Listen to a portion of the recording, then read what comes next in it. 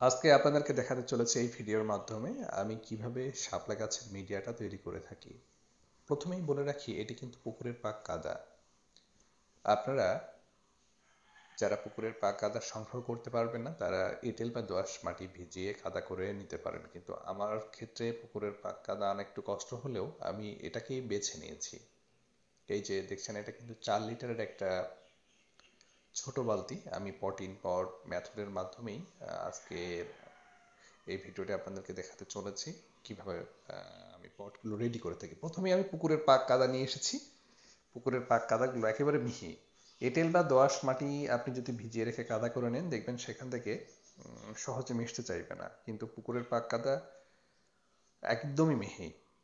এবং সেই সাথে কিন্তু এর মধ্যে যদি কোনো কিছু শিকড়, তারপরে হচ্ছে থাকে না অনেক সময় যে ময়লা পলিথিন বেটে সেটা থাকে, সেটা কিন্তু আমি একদম ফেলে আরেকটু মাখিয়ে নিচ্ছি। যদিও একদমই মিহি, তারপরেও আমি আরেকটু হাত দিয়ে মাখিয়ে নিচ্ছি, কাদাগুলোকে আরেকটু মাখিয়ে নিচ্ছি। তাহলে ভালো হয় আর কি। আপনারা যাদের পুকুরের পাক কাদা আনা সম্ভব, এভাবে করতে পারেন। আর এইটি যেটা দিলাম তা কিন্তু হচ্ছে হাড়ের গুঁড়া।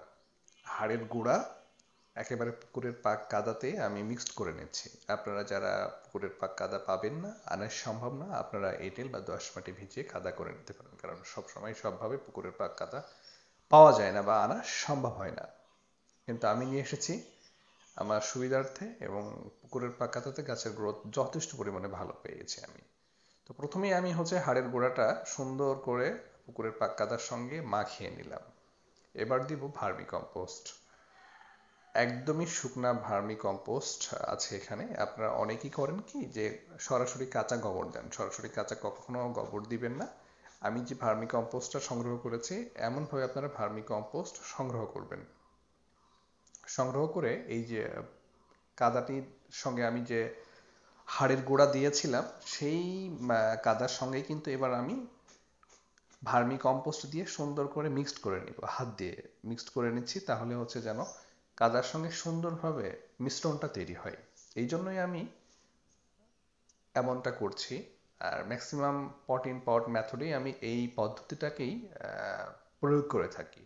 সরাসরি যদি লাগাই শাপলা, অর্থাৎ কোনো চারিতে বা ড্রামে, সেক্ষেত্রে কিন্তু আমি এই পদ্ধতিতেই অবলম্বন করে থাকি।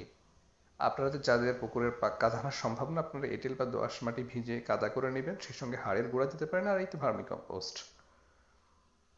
আমি সুন্দর করে মাখিয়ে নিয়েছি, মাখানো হয়ে গেছে। এবার হচ্ছে আমি বালতিতে তুলে দিচ্ছি। এই যে 4 লিটারের যে বালতিটি আপনারা প্রথমেই দেখিয়েছিলেন, সেই বালতিতেই আমি হচ্ছে এই মিক্সড করা কাদাগুলোকে উঠিয়ে দিচ্ছি। এবং এখানে কিন্তু আমি শাপলা গাছ লাগিয়ে বড় কোনো পাত্রের মধ্যে ডুবিয়ে রাখবো। এটা কিন্তু পট ইন পট মেথডের কথা বলছি। আর যদি সরাসরি লাগাই, সেই ক্ষেত্রেও কিন্তু আমি মিশ্রণটা বিশেষ করে এভাবে করেই করে থাকি। তাহলে আমার জন্য সুবিধা হয়, গাছ দুর্দান্তভাবে বেড়ে ওঠে। আপনারা যারা পুকুরের পাক কাদা আনতে পারবেন না, এঁটেল বা দোআঁশ মাটি ভিজিয়ে কাদা করে নিতে পারেন। আর যাদের পুকুরের পাক কাদা আনা সম্ভব, তারা এই পদ্ধতিটি অবলম্বন করতে পারেন। দেখা হচ্ছে নতুন কোনো ভিডিওতে।